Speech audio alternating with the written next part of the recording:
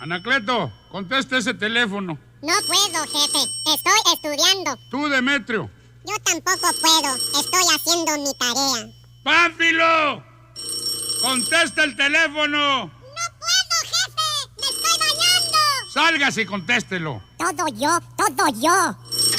Bueno, tiene el número equivocado. Ese teléfono